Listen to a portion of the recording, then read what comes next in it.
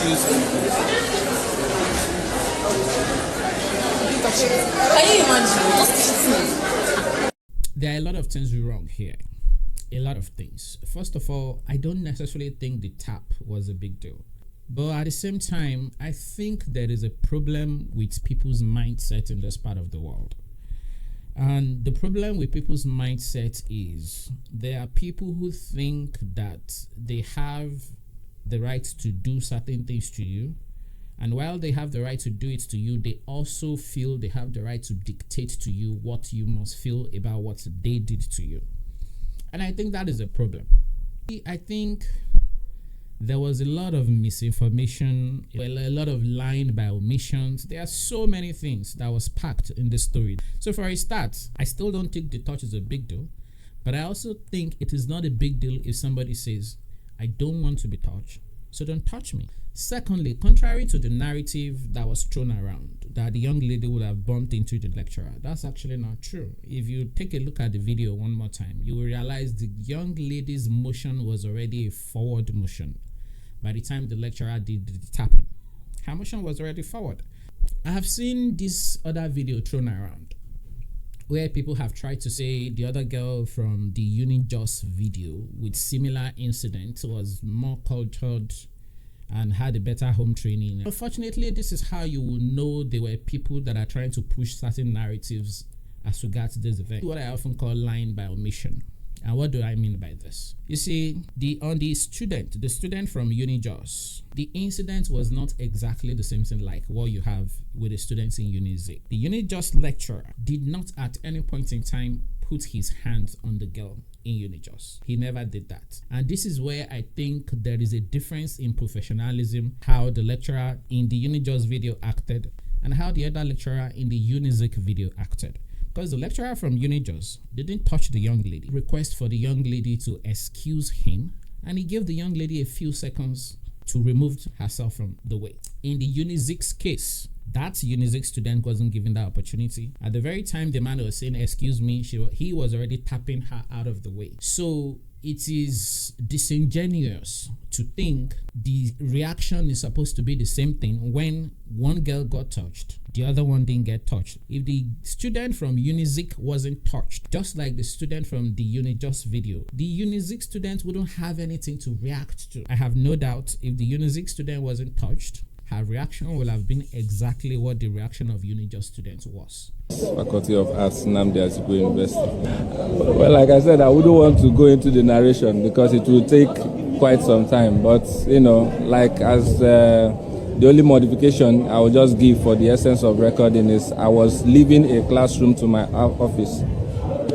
when I saw the lady along the passage, along the corridor of the Faculty of Arts.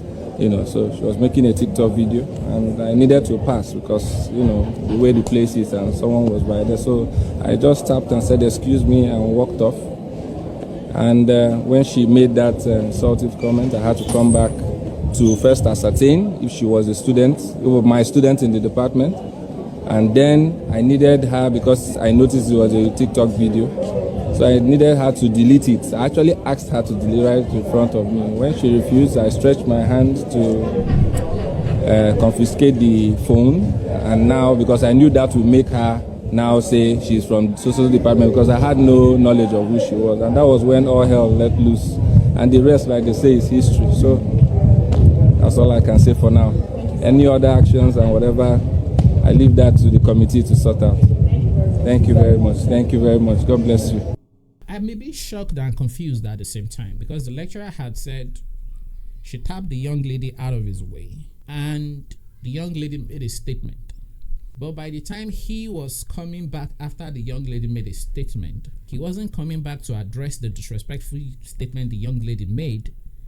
He was trying to confiscate the young lady's phone. So there seems to be two different stories now. Because there is a story of disrespect and there's a story of I don't want to be in your video. The I don't want to be in your video's story is a little bit of a complicated one. The disrespectful statement, I think that is a given. She was rude, she was disrespectful, and she deserves to be adequately punished for that.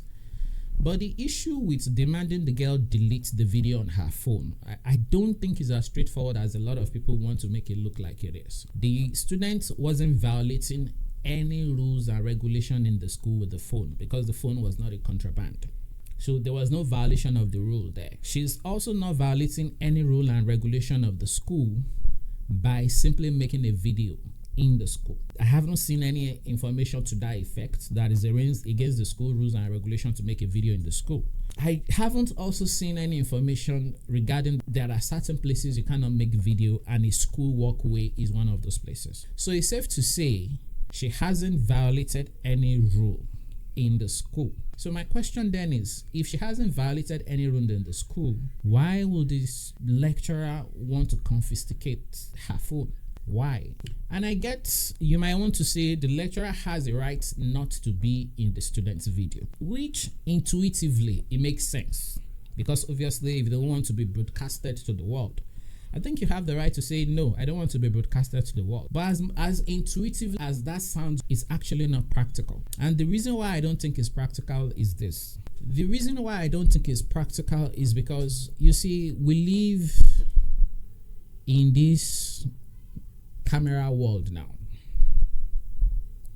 where everybody is taking pictures, everybody is making a video, TikTok, Instagram, Facebook, and all of that. And my worry is this: if we start to say, because you might be in somebody's video, it gives you the right to dictate that they delete the video you might possibly be in, we are creating a recipe for disaster. Because how many fights is the police going to settle when somebody was simply making a video on their own, somebody else walked into their shot? Now the person who walked in their shot is demanding they delete the video when they were not even the target of the video in the first place. If they were the target of the video, I think I can understand how you can say, I don't want to be in your video. But if they were not the target of your video, I struggle to see how much right you have on somebody else's property when they were not targeting you to video you specifically. And here is a couple of the reasons why I think that is problematic. The Nigerian police does not have this power, because I know how many times the Nigerian police had made commentary about how they don't want to be filmed by the public. And the legal opinion has always been that the public, or any citizen as a matter of fact, have every right to film you in the public space. Let's not forget, the lecturer wasn't in the private area. The lecturer was in a public area. It was a walkway. It wasn't like he was in his office. It wasn't like he was in his house. It was a public area.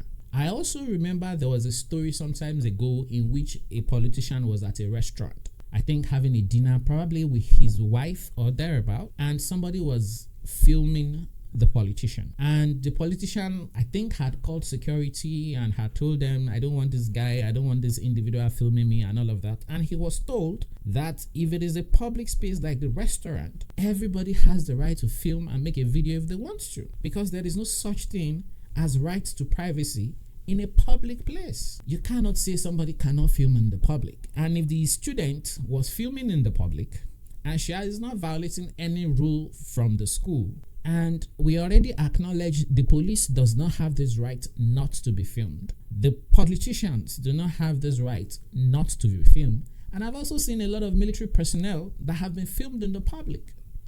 So if the police don't have the right, politicians don't have it, military personnel don't have it, it makes me wonder, is that a special right for a lecturer not to be filmed in the public? Is that what we are dealing with here? Or again, like I said, people are doing whatever mental gymnastic they can do to pander to a narrative? Because I still struggle with how a politician doesn't have the right to tell a citizen, you cannot film me, and the police don't have that right, and military personnel don't have that right, but lecturers have that right? No, I don't think it was a question of privacy. I think it was a question of the lecturer trying to assert his power over the student. And that exactly was the reason why his coming back was not to address the disrespect. The coming back was to say, delete the video or I'm going to confiscate your phone. It was because he was trying to assert his power and his authority over that young lady. It wasn't because of his privacy. Because if it was his privacy, at the very moment where he tapped the young lady so that he can pass, he will have stopped right there and addressed the video issue. But he didn't. After the tap, he walked away, which means he actually doesn't have a problem with the video the student was making. So by the time the young lady now made that rude and disrespectful statement, that was when he now came back to say, delete the video, which tells me he actually doesn't really have a problem with that video. It was just the power thing. Now, people might say, well, the student should still have complied and gave the lecturer the phone. I would probably have complied and just submitted my phone. Of course, he doesn't have my password anyway, so he will never be able to delete the video. But again, I hate to use myself as a standard because my tolerance level might be different from somebody else's tolerance level. So I don't say because this is what I would do, therefore the only thing that is right for people to do is the same thing that I will do. So why will the lecturer come back to address the phone, the video he never had a problem with initially? Why did he come back to address that and totally ignore the disrespectful statements that the student made? If somebody is not giving you their phone, which I believe the student has a right not to at that point, by the way, because like I said, she has not violated any rules of the school with that phone. So why would you want to confiscate the phone? Again, the disrespectful statement should be addressed. She should be punished. And whatever the consequences and the punishment is supposed to be, she should be made to face it because of that disrespectful statement. But I still haven't seen the right the lecturer has to confiscate the phone or destroy the phone. He tried to confiscate the phone and the young lady just attacked him. That doesn't sound real to me, because I don't think you are just going to tell somebody delete the video on your phone and they will just charge at you. Even insane people don't behave that way. I'm not saying the girl was not rude or disrespectful. Obviously she was. Of course she was. People don't just charge at you just because you tell them to delete a video on your phone. And again, it was part of what I believe is an omission from the lecturer's testimony, which was he was the one who actually initiated the assault. And why I think he was the one who initiated the assault was because if you are trying to forcefully take away somebody's phone who is not willing to give you the phone, the only thing you can do is to get into some kind of physical struggle with them. And which means the young girl's statement seems to be more accurate than the lecturer's story. Now, the public has portrayed this lecturer as a very innocent man who was simply telling the young girl to delete the video, and he was just passively standing there, and the young girl just charged at him, and the young girl just tore his clothes, and the young girl just beat him, and all this while he did nothing, which was not true. And there was a video to prove this. Does it look like it was the girl that was grabbing the lecturer here, or it was the lecturer that was grabbing the student? Mind you, if you look at the student's dress, her dress was a long sleeve. Did she tear her own dress by herself? Did she? You really believe that she tore her own dress herself? And I've seen people who says the girl testimony shows as if she's trying to suggest the lecturer grouped her. On the contrary, I think she was careful enough to not make that claim by simply saying she was grabbed by her chest area. I think that was intentional, to not suggest there was a sexual component to the assault. She simply said she was grabbed by the chest area. If she wanted to implicate the lecturer in a sexual way, he would have just said the lecturer grabbed my breast. It's as simple as that. So the fact that she actually said grabbed in the chest area, and again, the video that we just saw very well shows where the lecturer was grabbing the student. It was definitely not her hand. It was definitely not her leg. It was definitely her chest area. Yet, this lecturer, in his own statement, chose to ignore the part where he assaulted the student. Again, I'm not defending the student here. I don't know her from Adams. I'm just trying to make an objective evaluation of everything that happened rather than to pander to a narrative like most people did. The lecturer was not just passively standing there. He participated. At the end of the day, for me, I think there were a lot of things the girl could have done differently to avoid this event, but there are also a lot of things the lecturer could have done differently to avoid this event disintegrating to where it's disintegrated to. And we should call that out as well. While the student acted very disrespectfully and very rudely, the lecturer was also unprofessional. A typical example of a professional lecturer would be the second video, which was the Unizik video. That is the way you expect a lecturer to behave as an elderly person that is put in charge of younger people. This is not to excuse the girl. Again, I repeat, the girl deserves to be punished. Whatever the adequate punishment is, the school should make sure she gets that punishment. But the conduct of the lecturer was also unprofessional. It was. The very first thing, he didn't need to touch the young girl. And I know a lot of people will say the touch is not a big deal. You see, I've seen a lot of people landed in a lot of trouble for something as little as a touch. You see this picture of this man. His name is Luis Rubiales. He used to be the former boss of Spanish Football Association. Now, he's lost his career forever because he has been sacked from that position. And why was he sacked? Because he has no respect for boundary. He felt he was justified to touch a woman in whichever way he wants and kiss the woman on the lips whichever way he wants, because to him he was excited and it was not a big deal. He's facing a criminal court case now that could send him to jail for 2 years. 2 years with a possibility of an additional $50,000 just because he has no concept of boundary. So while you might think touch is a very small thing, it's a very small thing that can land you in a lot of trouble. I was in a particular market, I think it was the Yaba market in Lagos that day, where there was a noise. People were making noise left, right, and center. And I also noticed they were just about to lynch a particular woman. People already carried tire, was about to burn the woman alive. And I tried to ask around, what does this woman do? They said she touched one man, and the man shouted that his manhood disappeared. It was just a tiny little touch. The only luck that woman had that day was because police officers came early enough to take her away so that they were not able to lynch her before the police got there. And nothing got her into that trouble more than just a mere touching somebody.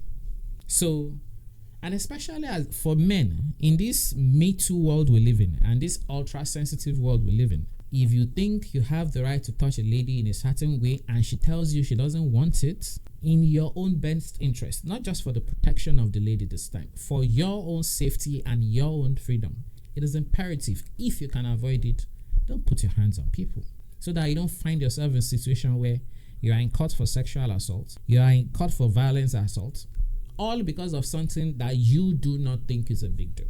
The girl should have just overlooked the touch without the reaction. The lecturer could have easily just made sure he got the girl's academic information. Just get her academic information. Why get into a street fight with a student? If you get her academic information, is it that he runs away from the school and not come back? Or she faced the disciplinary measure? The lecturer had done that. We will not be having this conversation today. The lecturer could have, I believe the young lady has been expelled from the school now. And if that is the adequate punishment, I think is fair. I think it's justified. I've seen people who said, if the girl was my daughter, what will I do? And if the girl was my daughter, this is what I would do.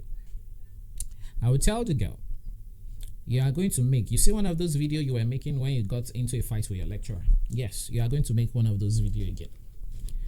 And this time around, you are going to make that video. It's going to be an apology to the school and to the lecturer that you were sorry, you were not a good representation of their student, and you will give the lecturer an apology for disrespecting an elderly person. Then after she makes that video apology, then I will say, now let's go to court and go sue the lecturer for what your phone is worth. That's what I would have done if I was a parent, because I still don't believe the lecturer has the right to confiscate the phone or damage the phone as he eventually did. I don't believe so. Like I said, I can understand if it's a situation where the lecturer was having a lecture, the student was making a video during the lecturer's lecture. I can understand if you decided to kick her out of the lecture. If it was a situation where it was an exam hall and obviously bringing a phone to the exam is a contraband, is a violation of the rule, yes, you can seize the phone in that context. But in this context, in this specific context, I do not believe the lecturer has the right, nor the power, to confiscate the phone or destroy the phone. So I would have made sure my daughter tender an apology to the lecturer, to the school, and I'll sue the lecturer for every penny that phone is worth. That's what I would do. So thanks for watching. I know it's going to be a very, very complicated issue. There are people on different sides. There are people looking at it through different moral lens and all of that, and that is fine. I'm open to being educated why I'm wrong. I'm open to the criticism, and I'm open to having the conversation with anybody who wants to have the conversation with me and why they think I'm wrong with my stand. So thanks for watching. Be safe and see you on the next one.